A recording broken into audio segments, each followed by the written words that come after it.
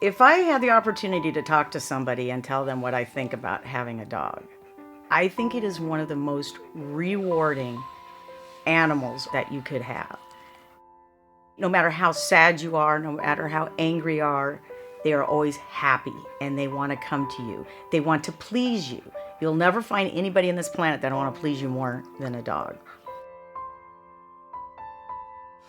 My name is Scott Hildela. I'm a general contractor based in Martinez, California, and this is my truck dog, Petal.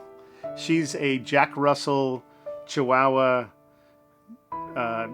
Dachshund, God knows what kind of mix. She's a rescue dog from ARF in Walnut Creek, and she's awesome. She's about 3 years old. My favorite part about being a dog owner is unconditional love. My mom died when I was 27, and I've had a couple of wives. I got a couple of kids, and they love me, but not the way my mom did, and definitely not the way a dog does. It's just, there's something about that bond which is really special. Dogs are the absolute best. They have brightened up my life, my whole life. Ever since I was a little girl, I've had dogs, and I think it's taught me how to have certain emotions, how to have certain feelings, and how to have experiences that I wouldn't have had without dogs in my life. My dogs are pretty much my life. I've always had a dog in my life from the day I was born. I've never not had one. I had my longest, which was my personal dog. I had her for 15 years. Her name was Macaroni. She was my first rescue. She is tattooed on my back, along with one of my other dogs, and she was everything to me. And she really was my best friend. She helped me get through my best friend's death, my dad's death. She was the reason I got up and did everything I did every day and work. My dogs were my kids first before my kids. So they really are another part of me. Hi, my name is Brianna. I am in Los Angeles, California. This is my pit puggle, Batman. I knew that Batman was the dog for me for a couple reasons. One, he came from my family and he got along with everybody in my family, therefore everybody that looks like me. And two, when I took him for my first walk in Atlanta, he was just so sweet. I don't know how to explain it. It's like a feeling of when you first get your most favorite thing, something that you've worked for in your whole life, and you finally get to touch it. And I had no idea that Batman was going to be that dog for me. And when I took him out for a walk, something felt perfectly right about it. Like, even though he was pulling me and tugging me along and making me run, and it was stressful, it was still just settling. I was like, this is my pup. Hi, I'm Christine Hollander. I am a volunteer puppy raiser for Canine Companions for Independence, and this is Garrett the Fifth. He's the puppy I'm raising to become a service dog someday, working with people with disabilities. Yes, Garrett, good boy. My favorite part, I think, I have a couple of favorite parts about raising puppies. I really enjoy the puppies themselves. I love to watch them grow and develop and change and learn. I love the people that are involved with me. The organization is one of passionate volunteers, and so we all support each other, we all work together, we all learn from each other. It's really fun. And finally, I love the graduates who are matched with the dogs, because then I can see the change in their lives because of these pups. And it's sort of a full circle thing. So it's not one thing that I love about it. It's many things. Hi, my name is Kim Wagner. I am with the Rescue Aussies Pound Puppies here at CCAS, Contra Costa Animal Services in Martinez. I hear a pig behind me, aka Mama Meatball. Hi, neat girl. Say hi. Oh God, I picked up a dog on the side of the road. As a matter of fact, I know when I started. I was driving down a country road, and there were two German Shepherds in the middle of the road. I was probably 17 at the time. Picked him up and brought him home, and my dad about threw a fit, and I ended up taking him back to the owners the next day, but that kind of started my passion in helping rescue animals. I adopted my first dog from this shelter for my 10th birthday. Well, I think my favorite part about being a dog owner is that it's just somebody to love. I actually get emotional when I say that. But I just think dogs are a really important part, and I think they make people happy. Like, I live in an over 55 neighborhood, and so I take her around to visit some of the people, and it just makes them so happy. And, you know, when I think about her, there's like certain words and certain things that I have to say. You know, if you really want to get along with your dog, you have to say the same thing all the time and be really consistent so that they know exactly what's going to be happening. Especially with somebody like her, because she's basically blind. You know, she just really needs to be real comfortable with what's happening. That's when she gets kind of freaked out, when she doesn't know. And, yeah, I guess that's it. And they're great company, of course. And just somebody to love. Yeah. Well, the home is never quiet. There's always some action going on. And they just look after us. They watch over everything all the time. There's always someone paying attention to what's going on the property. Yeah, in fact, our last dog that just passed away, which is the reason we got Annie, she actually watched him when he would stop breathing at night. She would come in and wake him up. You know, she really kept an eye on us, and if we were upset, she knew it, and she would come and she would nurture you and comfort you. And in fact, she was the one who would put us all to bed at night if we fell asleep on the couch, because she would get us all up and go, okay, enough is enough, time to go to bed. So dogs also can be an overseer of you to make sure that you're okay. Hi, I'm Robin. I'm from Walnut Creek, California, and I'm here with my dog, Ranger. Ranger, come. Good boy, can you sit? Good boy, this is Ranger. He's a Chesapeake Bay Retriever, and he's almost a year old. So we originally got Ranger because my fiance was getting out of the military, and he was going to be working from home, and we wanted something for him to do while he was at home. And so that training Ranger is that thing. And the role he plays in our family is really just silliness, constantly, all the time, laughing at him. He has a huge personality, which we heard about with Chessie's is pretty common.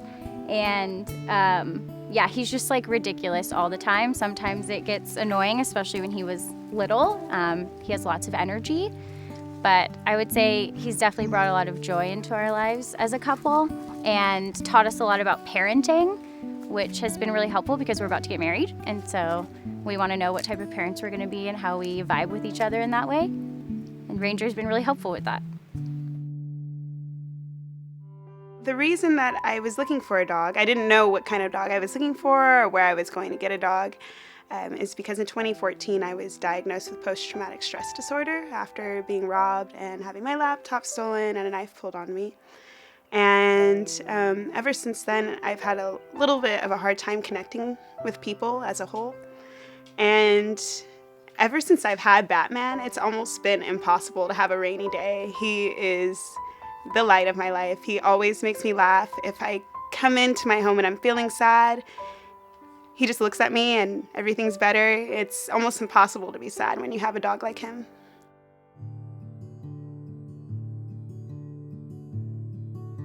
So I have two dogs. I have Truly, who's a Dalmatian, and I have Nacho, who's a Chihuahua. And this is my third generation Dalmatian. I myself am a very active person. I like running and walking and doing a lot of hiking and things outdoors, so a Dalmatian was perfect for me. And a neighbor had some puppies, and I thought they were adorably cute. And I've never really owned a small dog, so about 13 years ago, I adopted my Chihuahua. and he's just full of spunk and energy, and he's really quite a little character. So he's been a lot of fun as well. Do I prefer a small dog over a big dog? I miss Wally. It was awesome having a 95-pound lab who had a big concrete head and just a mellow disposition. However, he, like a lot of dogs that came out of a puppy mill, he was another stray I picked up. He had hip dysplasia really badly, and I had to lift him in and out of the pickup truck, and that was tough on my back. I mean, I'm a big guy. I'm 230 pounds. I'm pretty strong, but lifting 95 pounds in and out of a truck was really bugging me. Plus, I have a 50-foot yacht in Sausalito. It's tied up about 15 minutes from the Golden Gate Bridge, and the finger where the boat's tied up is almost the ladder that goes up and down to the boat is almost vertical at a low tide. And so I used to grab this big 95-pound brute of a dog and bear hug him. I'd put his paws on my shoulders and I'd bear hug him, and then I would walk up and down this ladder to get him to and from the boat. So a couple of years of that made me think a little dog might be all right. And you see this, Wally was a little tough to have in my lap, and she's just a little sweetheart who cuddles up on my lap and doesn't take a lot of room, and sleeps in our bed actually, which is mostly a good thing. When I was growing up, I was raised with German Shepherds, and I just think I have an affection for big dogs. They're loyal. They never, it's that unconditional love. So it just seemed like a great fit. I was brought up with a big dog also, and it just seemed very natural that when you have two big dog people that are married, they're going to have big dogs. And for me, the bigger the better. I chose big dogs over small dogs because they're just better. They're cool. The big dogs, I just feel, give you a lot of love. They aren't as afraid normally as like little dogs, or they're shaky and they're little and they nip and they bite. They're just very relaxed with themselves, and I've always loved very big dogs. These are actually smallest dogs I've ever owned. Usually they're at least 120 plus pounds. I just love that you can cuddle with them, you can play with them, you can wrestle with them. There's a lot of things that you can do with them. And they're good guardians. Very good guardians. Your house is pretty safe. When I relocated from Southern California up here and brought my dogs, my house actually got robbed when I was gone. And I had lived there 20-something years and never had to lock a door or a window. So yeah, they keep people away.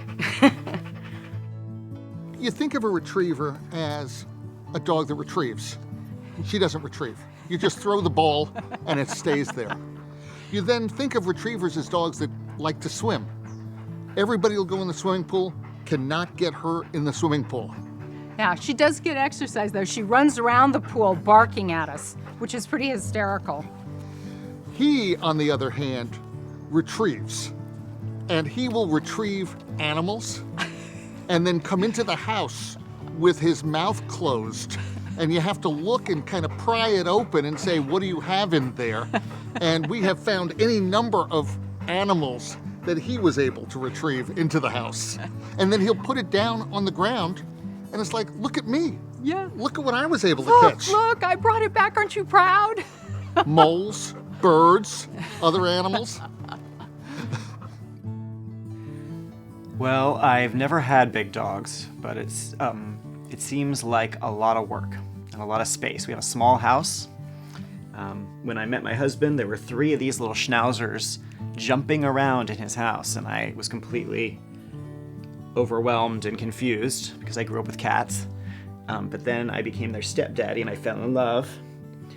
And then they all got old and died over a period of many years. And we were gonna get a mutt because we thought it might be healthier, but we met Louie and we thought he was a mutt, and then it turns out he was a miniature schnauzer. So it's our fate to have miniature schnauzers. I would tell people, well, obviously if you like to be outdoors and like to run and hike, get a dog that likes to do that stuff, because you're not going to get like a tiny dog to like go on a 5-mile hike with you. Maybe you could, I don't know, but that's not my impression. I think if you're gonna get a big dog, be careful about getting it in an apartment. We have an apartment, and with him, it's just a lot of people in one area. We definitely don't want to get another big dog until we have a house. I would tell people, yeah, I mean, go meet the dogs and see what their personality is like. You know, sit with them. Do they, if you like to be chill and watch TV, do they sit next to you quietly, or do they want attention? You know, I would say definitely go meet them and see what they're like. If someone were trying to find a dog, I would probably ask a few questions about lifestyle, because I think there is so much variety out there.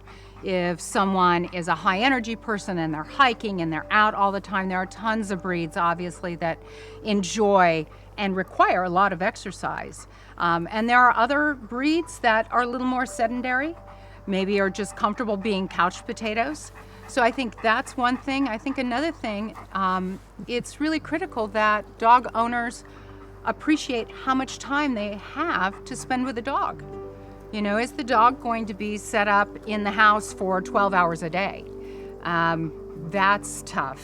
And as far as the training, find a professional. And I think dog training is not so much training the dogs, it's training the human to work with the dog and be consistent with the dog. My name's Chris Durant. I'm the founder of Fearless Pet in Martinez, California. My dog is the reason for this whole company. He's a Manchester Terrier mix. He's 15 and a half, and he was really naughty and reactive and a little bit aggressive, actually. People would come in my house, he would charge them, he would nip them, and I taught him to actually enjoy people coming in. Actually threw him a birthday party with little dog friends, and at one point he wouldn't even be near another dog, but now he's a totally different animal. It's fabulous. I'm Dan Dagg, a Bay Area dog trainer and behaviorist, and I've been doing this professionally full-time for over 20 years. And what I do is I go to people's homes and educate them about what's going on inside a dog's head, so they're conscious of what's going on, they know how to deal with it. So I always like to tell people that, you know, when they have a dog, they basically have a homeschooled child. They aren't just the parent, they're also the teacher, right? So the parent would be more responsible as far as, you know, teaching the child manners and etiquette. All the studies will say a dog's mind is like a 3-year-old child. Then you got the wolf that they came from in there too. So where I always start is dog psychology, which is just like child psychology in a primal fashion. He definitely is my son. I call him my son all the time. And Batman, stop eating the cat food, please. You know, it's like a kid in the sense that you constantly have to watch them. You have to take them out to poop. Like with cats, they kind of do their own thing. It's kind of like you're being born with a teenager, kind of. Whereas with a puppy or a dog, it's like you have to take them out, make sure they poop. They whine when you walk away for 4 minutes. It's definitely a less traumatizing version of a child. Well, certainly training, the younger the better, I think is really important. But also treating them good, showing them love and affection, making sure they get out and run. If you can't train a dog to walk off a leash on your own, make sure that you find places like dog parks where they could run and get it out of their system. I think that's real important for dogs that are on a leash all the time. I believe is somewhat frustrating. And a lot of times when we're walking with them and you see a dog that's never been off a leash, they're always hostile. Not always, but. I think training is absolutely critical. Absolutely critical. There's a responsibility that comes with having any animal, but especially a large animal. One of the reasons why we opted for the Golden when we first moved out here was because of their reputation for being a great dog with kids. And if you've got a large dog and you can't control the dog, or you don't know about the dog's personality or how they'll react, I think you're taking a huge, huge risk. As far as what studies show, okay, if we go back thousands of years, where we're living in villages, you know, making fire, hunting for food, water, shelter, the wolves started coming in and looking for handouts. We had the idea that if we work with them, they could help us survive, we can help them survive. It was an alliance. It's a very cool thing that we have with us and dogs. Then we noticed that those wolves didn't listen so well once they got what they wanted. So then what happened next is we started stealing puppies from the parents. So we could raise them, they'd listen to us better, they'd feel more like one of us. Now fast forward that, thousands of years through selective breeding, we have Rottweilers and Chihuahuas and English Mastiffs. But for the most part, dogs are still thinking like the wolves that they came from. The problem out there, typically what I see with small dogs, is the way they get treated. They get treated like cats, but they're still a dog. There's nothing different. It doesn't matter if you're a 5-pound Chihuahua or a 200-pound English Mastiff. They need to be treated the same. They'll get the wrong idea if they get away with, a lot more just because they're small and cute. So we really mess up these little dogs. People will say something like, I can't stand these little Yorkies or Chihuahuas. They're always so mean. Well, it's not their fault. It's the way they get treated. It's the type of owner. And we have a little intelligent dog, and if you spoil a smart dog, you're gonna have problems. So same rules that you would give a large dog, which is, control your personal space. Don't let them jump on you because it's rude and you're just trying to teach them manners. So treat a small dog just like a big dog and you'll be fine. We learned that we needed to be crisper in our instructions, more direct, less chatty, less talky. If we wanted something, say it directly, and then repeat it. Yeah. And you only give a treat when they're 100%. You don't give a treat when it's 90% or 85%. Yeah. And whatever command you choose to use, the command has to be the same command all the time. So we've applied that to the kids as well. It doesn't work so well with them, though. Petal is my third truck dog. I've had 4 dogs since I got into construction. My wife, who's more of a cat person, she said, let's take some time before we get another dog. And I'm like, okay. And it was kind of bugging me because I missed having a dog. I've always loved having a dog. And she went online and she saw Petal and we got her as a pup. And the nice thing about rescuing a pup is she doesn't appear to have a lot of baggage. She's been well taken care of and felt safe and comfortable. Frankly, I've never had a dog that was a yapper because when both Cocker Spaniel, Labrador, Boxer, and now Little Terrier mix, who can be notoriously yappy, from the time she was a pup, when she starts to grumble or barks, we say, no, honey, it's fine. It's okay, we got it. No barking, no barking. And my attitude is I'm 6'2" and I'm protecting the house. And it's nice to have a dog who will make a little noise if there's something strange going on, but I don't need the incessant yapping dog, which, it's not my business how other people have their dogs, but it's annoying when there's a yappy dog around. So I just find it really important that she feels safe and part of the family. And she doesn't have a lot to say, but when she does say something, it matters. There's so many things I could say about why I love being a dog owner. My favorite thing, actually, it's having both of them now, right? It's having this little baby, my fur baby, and they're essentially growing up together. And there has been some really special moments. When Vera was first born, when she would cry, he would bring her toys. And it was like so sweet. I know we were talking about kind of how dogs communicate, and, that to me was clear. When I'm sad, I want a toy. My sister's sad, I should bring her a toy. And now they play together, and it's amazing. He'll pick up a stuffed toy, flip it upside down. She'll start laughing. She'll take the toy from him. When she has mealtime, she'll do a Cheerio for her, a Cheerio for Ace. And watching them have this special relationship has just been, watching them have this special relationship has been amazing to watch. It's incredible. They really do love each other. Honestly, the biggest role I think this dog plays is he gives everyone in our family joy. Absolutely everyone in our family loves this dog. And I thought that it would wear off with my kids, after we had him for a little while. Like, we just crack up over this dog, Like my oldest and I are always telling each other, come come see what Finley's doing. Oh my gosh, look at Finley, you know. It has not worn off. So I think, you know, he's been a great addition to our family. And, you know, I gotta say, he was very comforting to me after I lost my mom.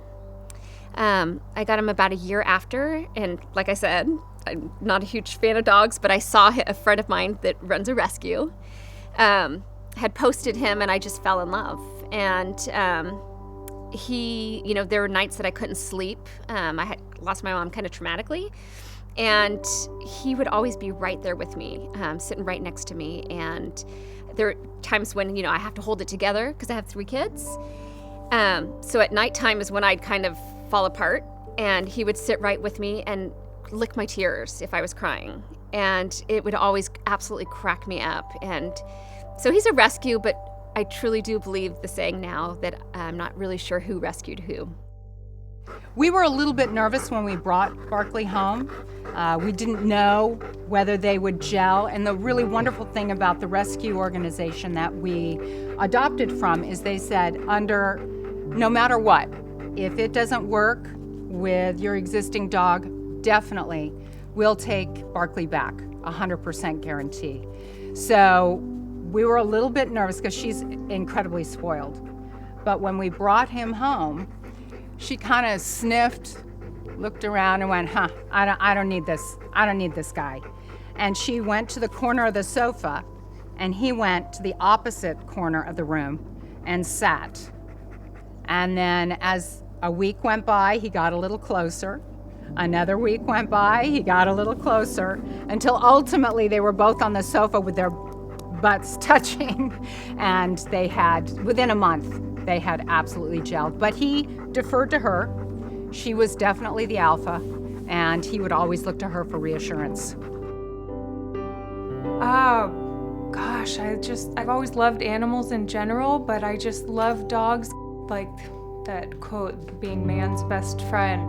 They're so sensitive to your feelings. She has a certain little bark. It's like if I'm working too hard on something, like, take a break, come here, play, let's go do something.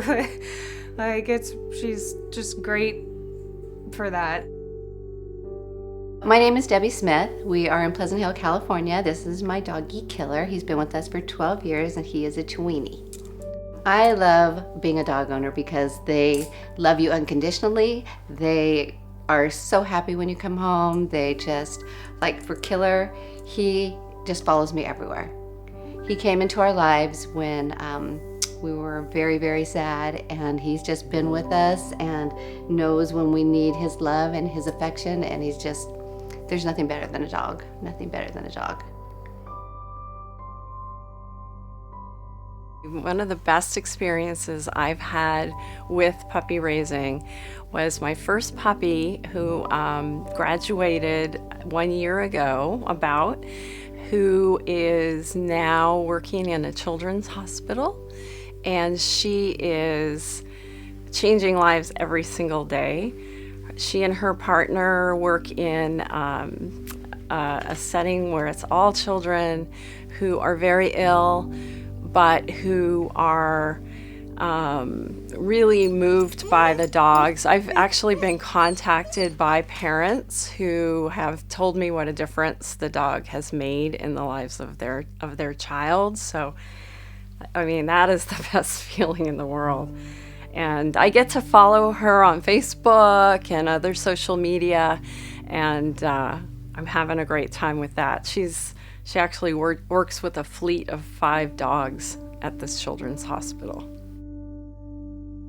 Yes, I think my dog does understand some things we say. I think he's learning full sentences, actually. Like when we're hiking and there's 2 trails, I'll say, he'll go on one trail because he'll be ahead of me, and I'll say, no, over here, and he'll come over to the trail. So I think he does, like, either understand, like, the gist of what I'm gonna say, or he does actually understand, like, the English phrase. When he was a puppy, I would be like, do you want some water? And he would go get water.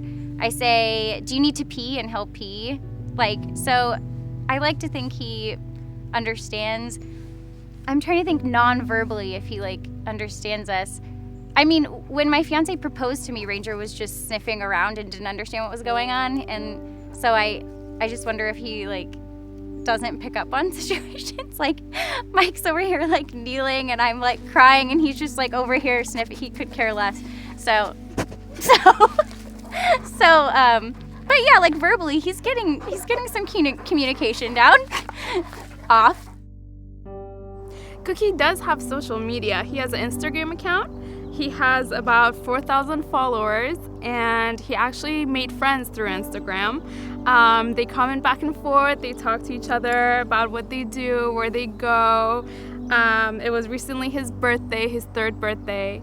So he had a little birthday party, and he got lots of comments of his friends telling him happy birthday.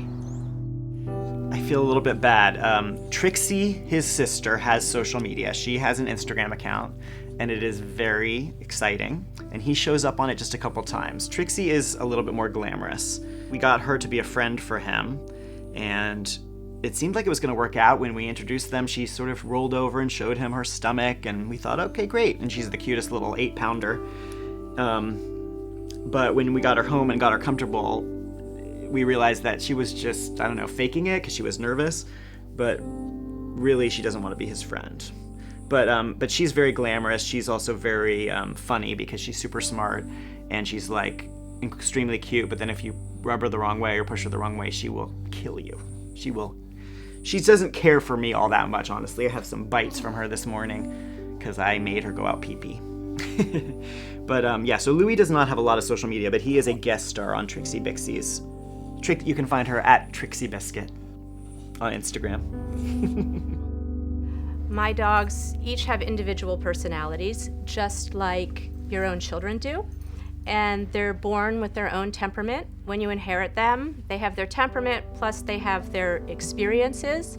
So for instance, Cosmo, he was 6 months old when we got him, and he had a lot of issues from being a city dog, and his owner had never had a dog before, and she picked him up and carried him all the time, so he didn't know how to deal with a lot of things in life. And Roxy is a very bold dog. Nikki is just sweet and mellow. So just like children, the way you train them and deal with them has to be about their psychology and the psychology of the breed. We get them all kinds of chew toys, but they ignore them. I know, sweetheart. And go after the furniture. When we first bought Barkley home, his mouth was just at about the right spot for our dining room table. We have a bench, and he would just stand there and just like, yeah, don't mind me, I'm just gonna chew on the edge of this, and he's absolutely taken the corners off of both sides of the bench. And then Barkley is not limited to dining room furniture or cushions on the couch. I have picked up a new talent of puttying and painting walls in various rooms of the house, because when we go out, we used to put them in a room and close the door for a bit. Briar was always fine with that. Barkley was not.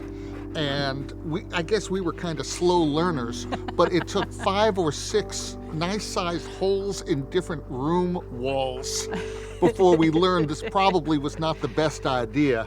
But and when we're saying these are holes in walls, we're talking basketball-size holes in walls, not golf balls, all because this guy just didn't like being in the room, closed in, even when he was with Briar. Well, the memory I have with my previous dog, Frosty, is we got a free dog from ARF. And the second day we had him, he did about $1,500 worth of damage to our house. So that was the story of our free dog. You get a puppy, they're born with a silver spoon in their mouth, okay? You get a rescue dog, they've won the lotto big time, all right? Because you're simply giving them food, shelter, and water. But for the most part, dogs are still thinking like the wolves that they came from. That's the beginning of boredom right there. They don't feel like they have a purpose. The first thing I see a dog do, if they feel like they don't have a purpose and they're bored, is to protect the owner and the environment. Because they want a purpose, and the first thing they usually give themselves as a job is to be the protector and whatnot, and that can escalate. We have to make sure that they know where their position is and that we're delegating. The tips that I would give anybody would be exercise your dog, outside the home twice a day minimum. Plenty of dog park, plenty of one-on-one walking, running, whatever you're going to do. But they also need mental stimulation. So let's take care of the body and mind. You burn a lot of mental energy through the nose if you're a dog. So I'll have them play a little game of search. Start with, throwing a treat in front of the dog, and then saying search, and then start putting it further and further away. Before you know it, you have a little game like an Easter egg hunt, where you're hiding treats all over the place. By them searching for those treats, it's very satisfying. Kong balls and things where they have to figure out how to get the food out of the center of it, great. You'll see that they do that in zoos to keep the animals stimulated, doing what they need to do, which is hunt for their own food. I'm Chris Terozzi with the White Kitty Foundation in Danville. We are a nonprofit animal organization. We were an animal rescue organization that placed dogs and cats in homes. And we now are just a sanctuary for older animals and animals with health conditions. This is what happened a couple years ago. Someone surrendered a puppy to us at the pet store.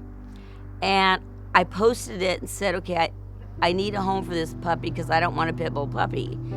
And this man called, his name's Pablo, and he said, I want to come and meet the puppy. So he came, I talked to him for a few minutes, and I assessed his personality first. And I said to him, you don't want this puppy. He said, why not? I said, no, it's not a good fit for you.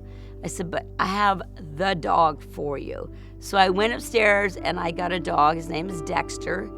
And they met, and it was instant love. And they are still together today. And he said, he calls me every week and says, I love this dog more than I could ever love any woman, I think. And that to me is like so rewarding and heartwarming. And they come to visit us, and we just love it. We love that connection was made between the two of them. Okay, so I think one of my favorite ACE moments, I have a lot of favorite ACE moments, but when I was pregnant, when I first started to show, I had this awkward phase where for a while it just looked like I just went to Chipotle, and I didn't quite look pregnant yet, but when I started to show, it's about December, when I was about 4.5, 5 months pregnant. And that's when his behavior started to change. He started to notice there was something significantly different. And I was sitting on our couch. I was sitting right in the corner seat where I usually sit, and he would come up and snuggle with me. And he jumped on the couch and he inched closer. He put his paw on my belly. He looked up at me. He leaned in, he licked my belly, and then he looked up at me again. And it was just this moment where he was like, I know it's happening. Like, you're adding to the pack. We're gonna get another human puppy, and it was really sweet. He just knows, if you're going through a really hard time, it's the time of year, and it just hits you.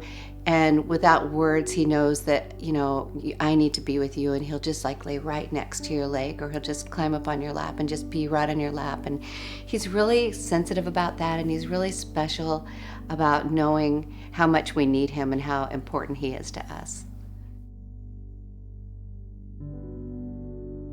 In 2010, I was going through a really brutal divorce. And I moved out of the home where my first wife and my children lived onto a boat. And I was really focused on just kind of getting my life back together and getting centered and getting really okay with being a single guy, still supporting a family. And I had the one thing I got that was really precious to me was Wally, who was a 95-pound lab. And part of my routine of kind of getting right with the world is I would walk out to a place on the edge of the San Francisco Bay called Prayer Point. And there was this particular spot that had great energy. Marin County is a place that's just notorious for its incredible healing energy. And this place in particular was so powerful. So powerful, in fact, that my second wife and I got married in that spot a few years later. And I would go there and I would ground and I would pray and I'd meditate, and Wally would be with me. And many times I felt very vulnerable standing in public, facing the water, the San Francisco Bay, and just feeling the energy and feeling connected.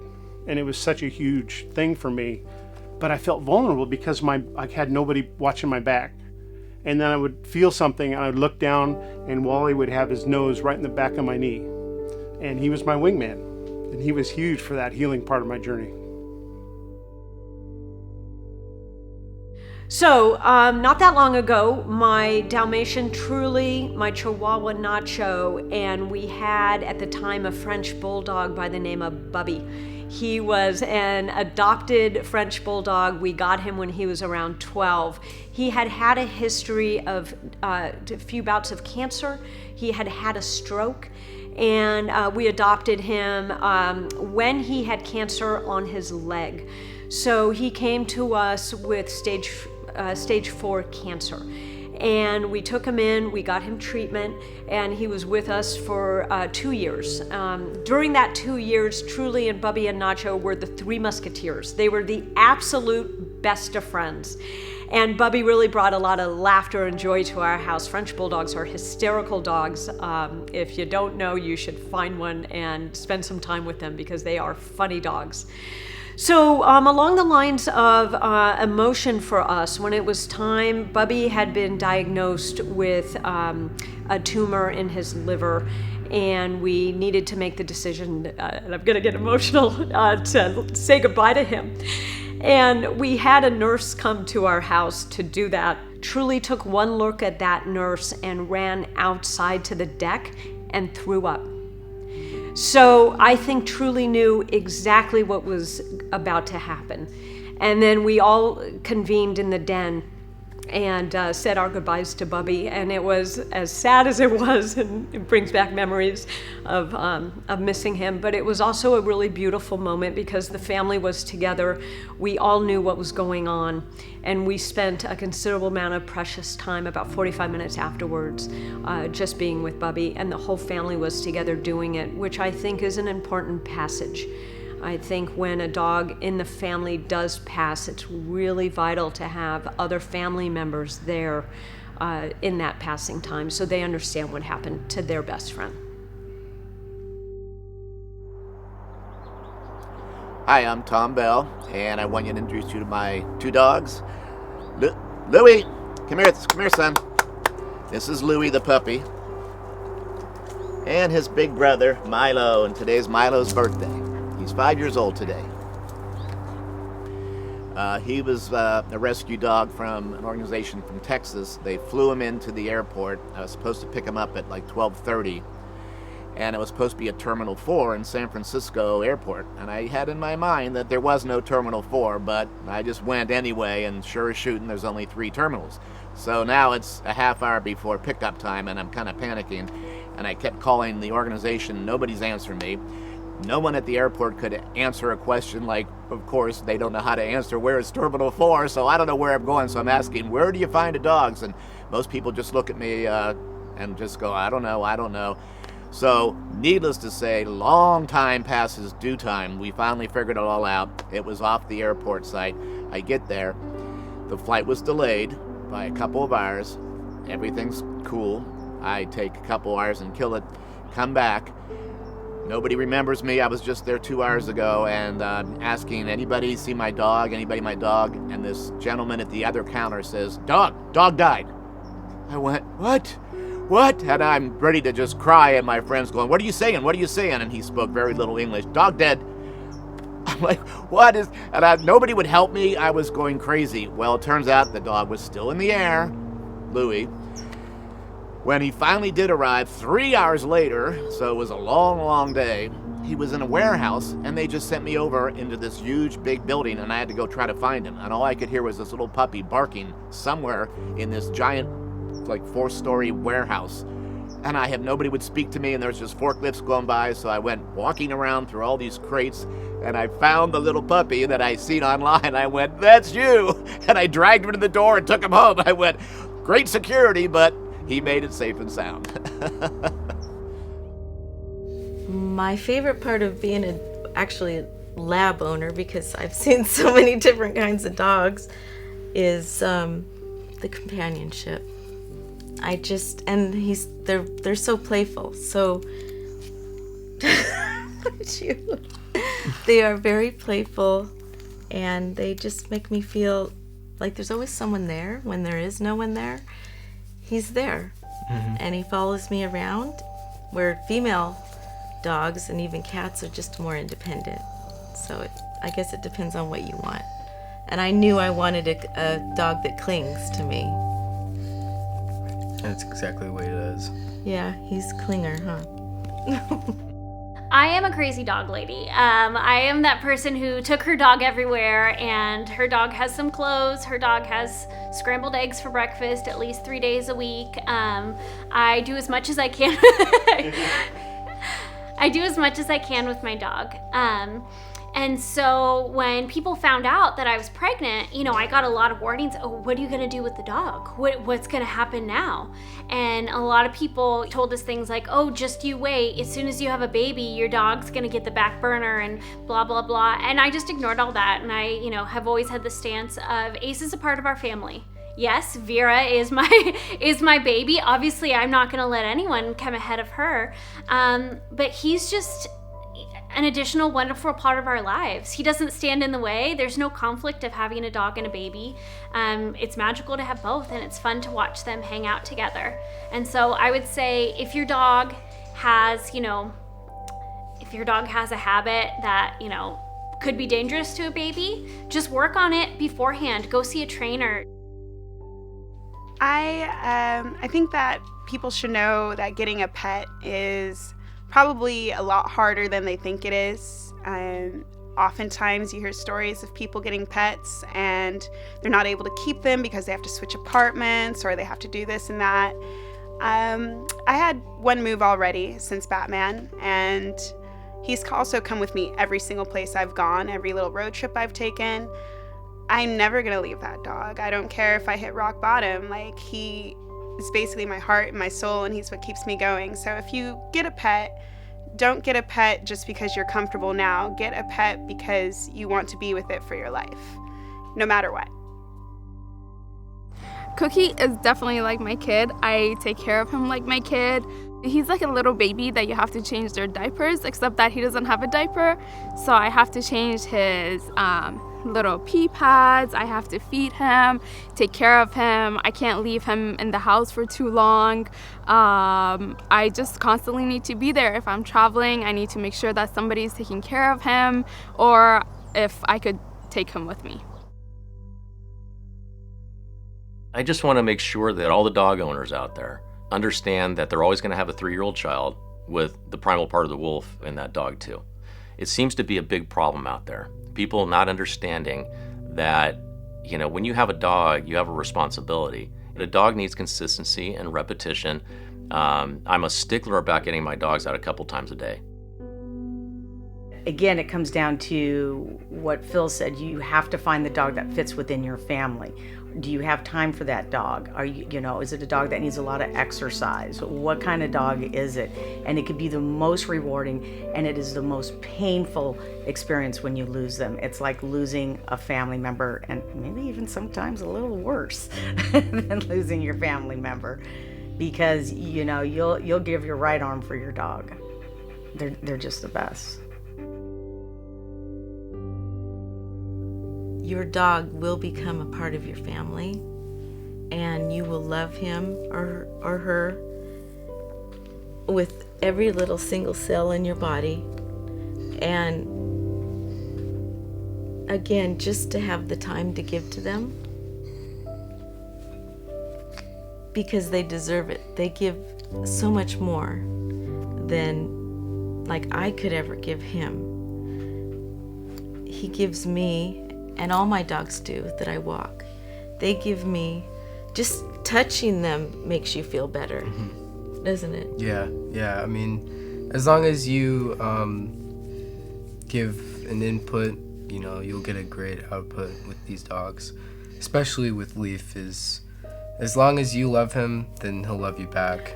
Well, he'll love you anyways, yeah, but he can get depressed if you don't. Well, he turns into his Eeyore, where he will go in the other room if you're not paying attention, or he's hungry, which is all the time. In terms of a tip I would give to other dog owners or potential dog owners is to let them be a part of your life and your family as much as possible. You know, I feel like it's tempting to, you know, dogs aren't allowed a lot of places, so it's tempting to just live the life that you lived with your dog when it's available, right? Going to work, leaving them at home, going out with friends, leaving them at home. And we really have embraced kind of trying to involve them in our life as much as possible. Okay, you know, there was a very, very special dog I had. It was my very first dog. His name was Roscoe. I was a traveling photographer. I traveled north, south, east, west, everywhere. Never put this dog on a leash. Everywhere I went, and whether it even be, sometimes I would shoot like in American Legion halls, or sometimes it was in hotels.